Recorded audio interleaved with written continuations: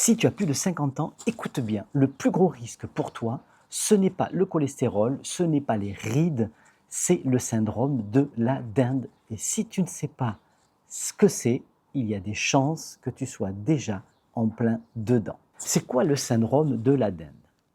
Imagine une dinde. Tous les jours, on la nourrit.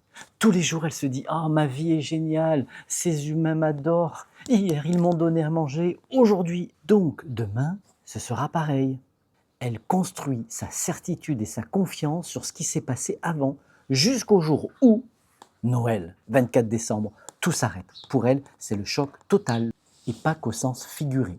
C'est ça le syndrome de la dinde. Croire que parce que le passé a été OK, le futur sera automatiquement OK et ne rien préparer. Ou les plus de 50 ans jouent les dindes sans s'en rendre compte. Bien déjà, le boulot. Mon job est sécurisé.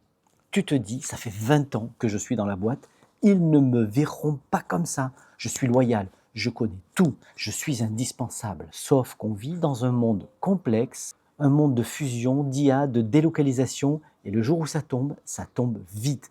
Et si tu n'as pas de réseau, pas de plan B et pas de compétences mises à jour, tu prends le choc en pleine tête. Dinde, santé.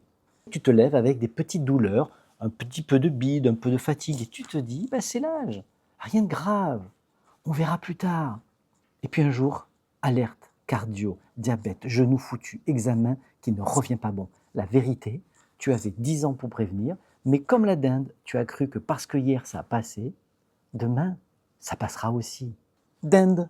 Et le troisième domaine, c'est le couple ou la vie perso.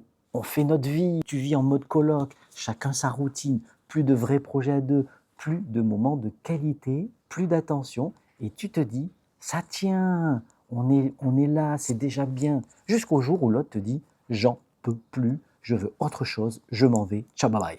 Et là, tu tombes des nues, comme la dinde la veille de Noël. Dinde.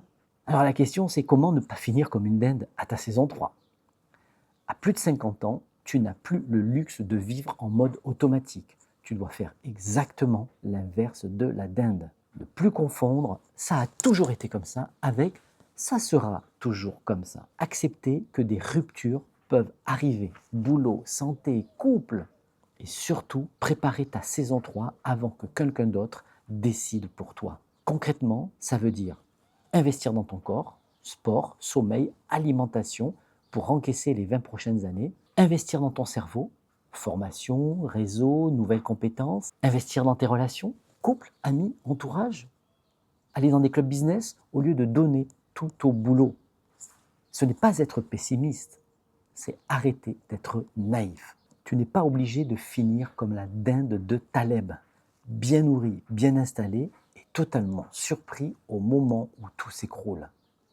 Tu as un âge où tu peux encore changer de trajectoire, lancer un projet, te remettre en forme, te réinventer, mais seulement si tu arrêtes de croire que parce que jusqu'ici tout va bien, tout ira bien demain.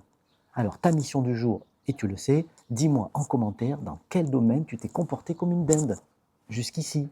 Boulot, santé, couple ou un autre domaine? Allez, si tu veux que je t'aide à préparer ta saison 3 sans finir au menu, eh bien tu t'abonnes. On n'est pas là pour être des dindes, on est là pour écrire la suite. Allez, sur ce, couvrez-vous bien, n'ouvrez à personne, prenez bien soin du rock'n'roll. Ciao, bye bye.